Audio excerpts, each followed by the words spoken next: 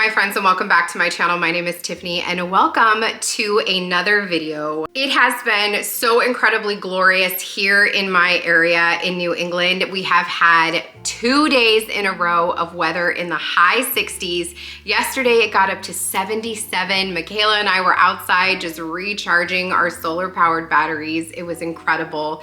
But this gorgeous weather has me instantly thinking about spring cleaning and instantly having a panic attack knowing I have big goals and I never seem to be able to accomplish them. Every year I think spring cleaning means that I have to tear my house apart and get it in tip-top shape, fully organized in one weekend. And every year that idea lasts for about 15 minutes.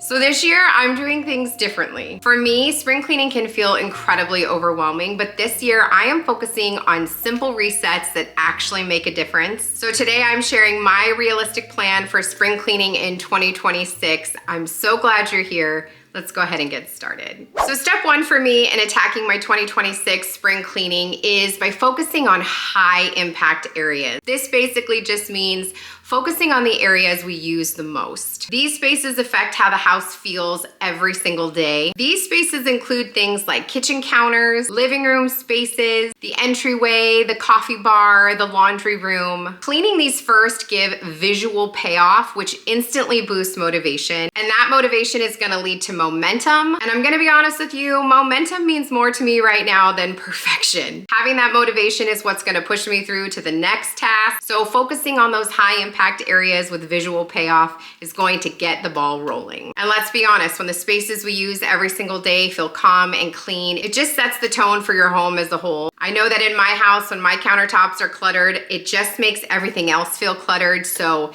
this is my first line of attack when it comes to spring cleaning this year. Step two for my attack for spring cleaning in 2026 is the one drawer at a time rule. This goes back to that need to have your whole house organized at the end of a weekend. Instead, we're gonna focus on decluttering one drawer at a time, whether that's a junk drawer, a makeup drawer, a pantry shelf, a section in the linen closet, a bathroom cabinet. Taking on tiny projects like this are going to help me prevent burnout, and it's going to allow decluttering to feel manageable. That is so important for me. If you watched my last pantry reset, I decided to take one shelf at a time because taking everything out at once is just so incredibly overwhelming. It's visually overstimulating and it just feels like a massive project. So my hopes with the one drawer at a time rule is that I'm not gonna get burnt out, and if that's all I have time for that day or room for in my schedule or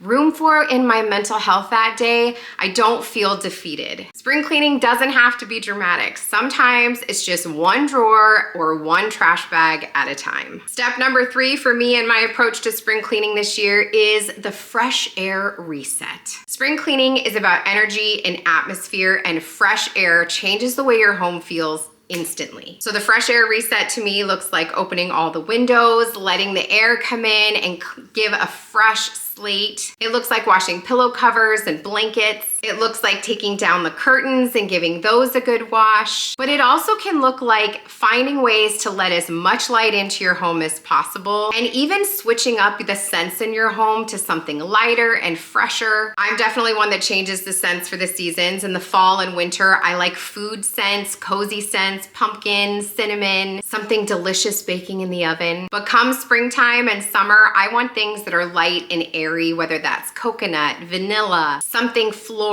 or tropical. It's amazing what a difference that little change in scent can do. And let's be honest, sometimes the best reset isn't another cleaning product. It's literally just opening your windows and letting the fresh air in. Step number four for me in my spring cleaning attack this year is changing out my seasonal decor. I know for me, this is usually not something that I attach to spring cleaning, but let's be honest, freshening up your decor is such a great way to create a new and energetic vibe in your home. And it's a sneaky way to get in cleaning because decor swaps naturally promote cleaning. When you're taking things off a shelf and you're gonna put new things, you are naturally gonna wipe those things down. So if you're finding it particularly hard to be motivated to do some cleaning one day, maybe start by changing out your decor. When we refresh a space, even with just decor, it all feels new again and fresh. So this might look like packing away your winter decor if you still have some out. Adding in spring florals, maybe changing out your textiles to something lighter. If you've got like a big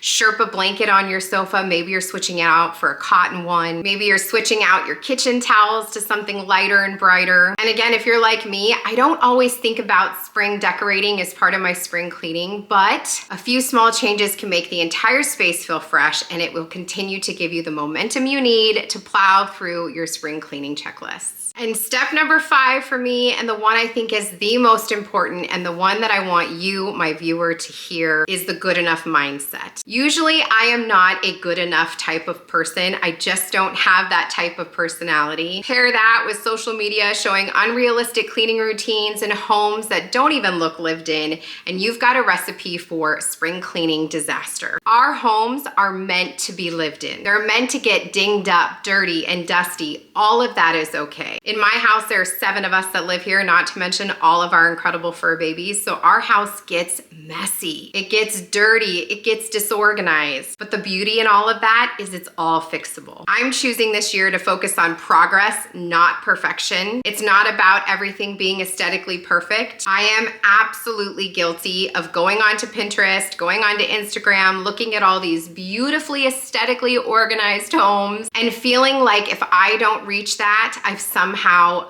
missed the point or missed the mark. I'm left feeling inadequate and dissatisfied, and I lose momentum entirely. So the line that I'm using this year to remind me all throughout spring cleaning is that my house doesn't have to look perfect.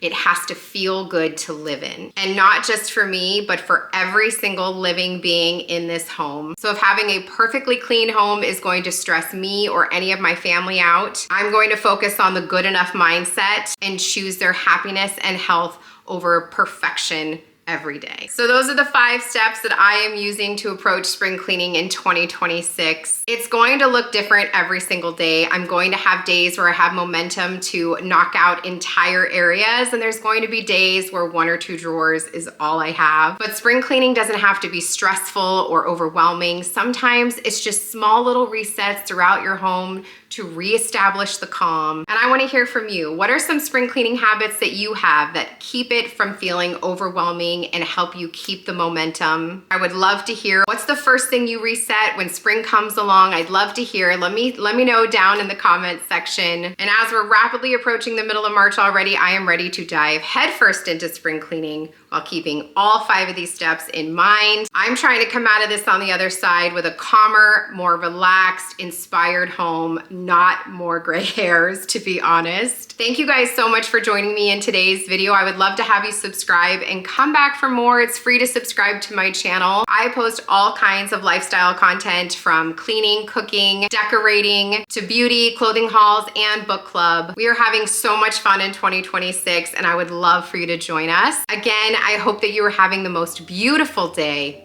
and I will see you in the next one. Take care, my friends.